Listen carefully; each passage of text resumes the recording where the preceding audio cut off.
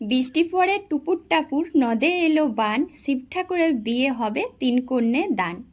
আমরা প্রত্যেকেই কিন্তু ছোটবেলায় ঠিক এই কথাটা বলতাম আর খেলাধুলা করতাম।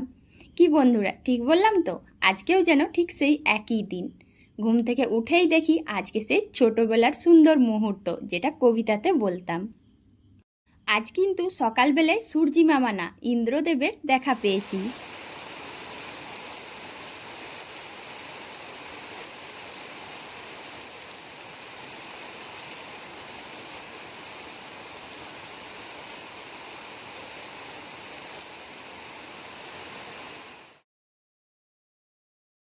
কবে, কখন, কোন দিনটা আমাদের জন্য কী নিয়ে আসে আমরা কেউই জানি না।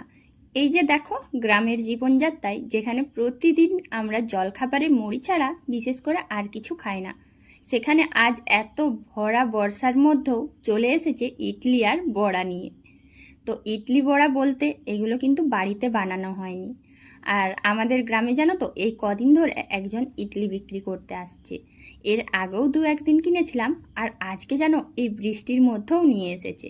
ওই যে, মানুষকে কিন্তু চলতেই হবে তার দৈনন্দিন জীবনে, কোনোভাবেই পথ আটকানো যাবে না। তো তার জন্য বৃষ্টির মধ্যেও কিন্তু সে এসেছে। আর একটু বৃষ্টিটা কমেছিল তখন কিনেছি। সকালে প্রচুর বৃষ্টি হয়েছে, আর সকালে বৃষ্টির পর যে সেই বৃষ্টিটা থেমেছে, এখন কিন্তু খুব একটা বেশি বৃষ্টি হচ্ছে না। তো আমি তাই সুযোগ পেয়ে সঙ্গে সঙ্গে কিছু জামা কাপড় কেচে নিয়েছি। আর জানো তো বন্ধুরা, এইটা এই ব্লগটা হচ্ছে কদিন আগের। আমার এখানে নেটওয়ার্ক নেই, সেই জন্য যেদিন ব্লগটা বানিয়েছি সেদিন কিন্তু ভিডিও দিতে পারছি না, তাই আজকে দিলাম। 1 থেকে 2 দিন পরে ভিডিওটা দিতে পারছি। দৈনন্দিন জীবনে সবাইকেই এগোতে হবে, তাই টাপুর টুপুর বৃষ্টিটা যেই না থেমেছে, সঙ্গে সঙ্গে কাপড় চোপড় কেচে ভালো করে মিলে দিয়েছি। আর এখন এই যে দেখো, ছেলে কিন্তু ইডলিটা খেয়েওছে। আর এখন একটুখানি বেলা হয়েছে, তো পেয়ারা অনেকগুলো আছে, তাই ভাবলাম এখন একটু কেটে দিই। যদি রান্না করার সময় কেটে দিতে বলে, অনেক সময় জানো তো ভুলে যায়। তাই যাতে না ভুলে যায়, আর ছেলে যখন নিজের থেকে খুঁজলো, তাই কয়েকটা পেয়ারা কেটে দিয়ে দিচ্ছি। অঝোরধারা বৃষ্টিতে 4 দেওয়ালের মধ্যে বন্দি গ্রামের এক মা ও ছেলের সারা দিনের কর্মকলাপ তোমাদের সাথে শেয়ার করব। আশা করছি আমাদের জীবন কাহিনীর একটু অংশ তোমাদের সঙ্গে তুলে ধরলে নিশ্চয়ই তোমাদের ভালো লাগবে। আর হ্যাঁ, প্রত্যেকটা মা ছেলের কিন্তু বা মা মেয়ে সন্তানদের সাথে একটু খুনসুটি ভরা দিনগুলো মাঝে মধ্যে শেয়ার করতে ভীষণ ভালো লাগে। তার মধ্যে আবার আজকে এরকম বৃষ্টি পড়ছে। তো সত্যি আমরা কিন্তু 4 দেওয়ালের মধ্যে বন্দি। বিশেষ করে ছোট বাচ্চাদের জন্য বৃষ্টি হওয়া এই 4 দেওয়ালটা তাদের জন্য একদম শাস্তির যোগ্য। বিশেষ করে আবার ছোট ছোট বাচ্চারা যারা গ্রামে থাকে, গ্রামের বাচ্চাদের জন্য আরও যেন বেশি কষ্টকর। তো দেখো, সকালবেলায় কাজকর্ম যা ছিল সব করেছি, আর এর মধ্যে অনেকটা ভিজেও গিয়েছি। আমরা যখন সংসারের কাজ করি, তখন জানো তো, একটুখানি জলে এদিক ওদিক কোথায় কি ভিজছে সেটার আর খেয়াল করি না। আর এত সবের মাঝখানে জানো আমারও হয় না খেয়াল করা। তো কিছুটা ভিজেও ছিলাম। এখন বেলাও হচ্ছে, বাসি কাজ সেরে স্নান করে নিয়েছি। হয়তো অন্য দিনের থেকে একটু তাড়াতাড়ি হয়ে গিয়েছে। তো স্নান করার পরে ভালো করে রুমের মধ্যে নিজেকে একটু রেডি করে নিয়েছি। আর এখন দেখছি আন্নাটা বেশ আলগোছ রয়েছে। আর বৃষ্টি বাদল দিনে যেন ঘরের মধ্যে একটু কাজ বেশি বেড়ে যায়। কি বন্ধুরা, যারা গৃহিণীরা আছো অবশ্যই কিন্তু তোমরা এটা বলবে যে বৃষ্টির দিনে বাইরের থেকে বাড়ির ভেতরের কাজটা কেন আমরা বেশি দেখতে পাই। কারণ কি বলো তো? কারণ আমরা তো কাজ ছাড়া থাকতেই পারি না। আর সারাদিনের মধ্যে যদি কোনো কাজ ঘরের মধ্যে না করি, তো বাইরে কি করব এত বৃষ্টির মধ্যে? তাই বাড়ির ভেতরেই একটু বেশি কাজ দেখতে পাই। আর ওদিকে জানো তো, ছেলেকে একটু বকাঝকা করছিলাম যে সারাদিনটা তুই এদিক ওদিক ঘুরঘুর করছিস, আর কোনো সুযোগ পাচ্ছিস না যে বাইরে বেরোবি, কারণ বৃষ্টি হচ্ছিল। আর মাঝখানে থেমেছিল, এখন কিন্তু বৃষ্টি হচ্ছে। আমি জামা কাপড় গোছাচ্ছি, আর ওকে একটু বলেছি পড়তে বসতে।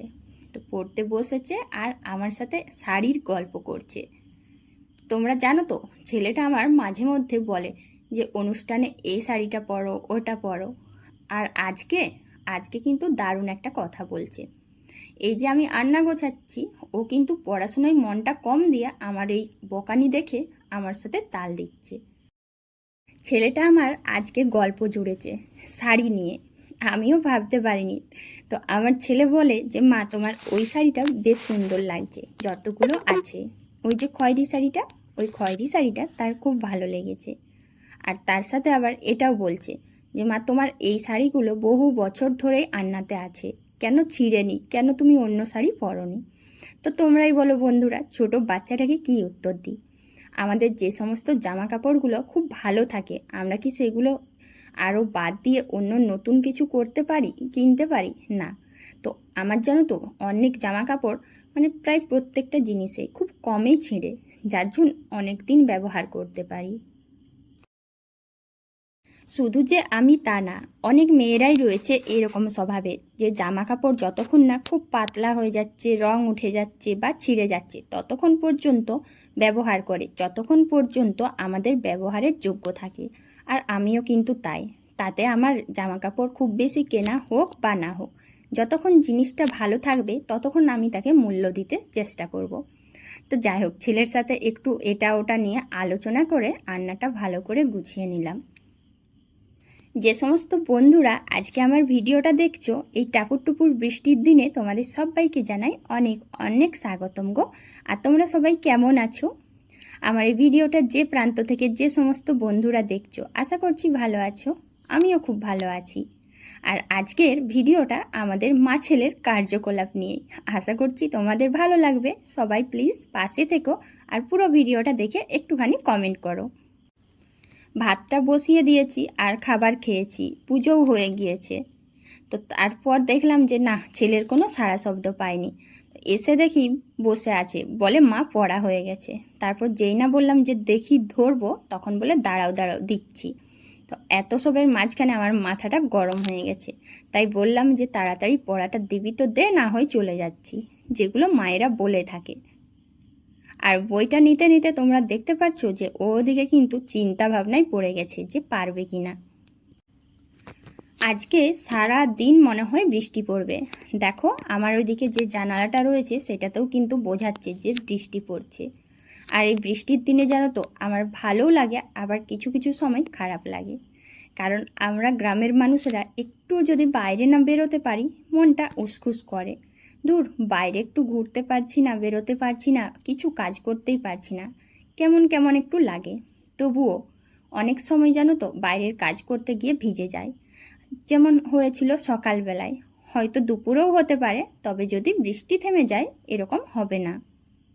যেটা ভেবেছিলাম সেরকম হয়নি। ছেলে কিন্তু পড়াগুলো করেই নিয়েছে, আর আমি ওকে ধরছিলাম, একটা কলম হাতে নড়চড় করছিল।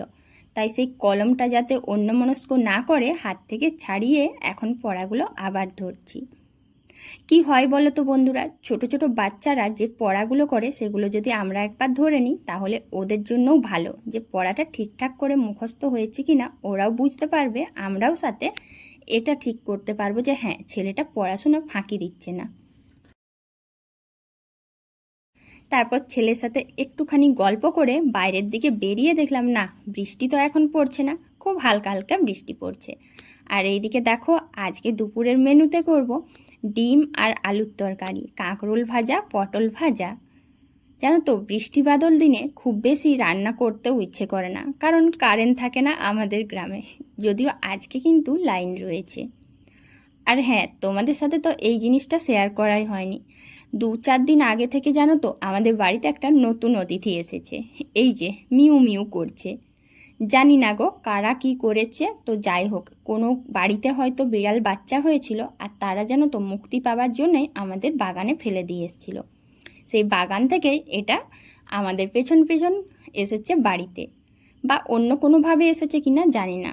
তো বাড়ির থেকে তো আর তাড়িয়ে দিতে পারি না পশুটাকে, সেই জন্য এদিক ওদিক ঘোরাঘুরি করছে, আর শেষে যেন তো বারবার উনুনের সামনেই যাচ্ছে।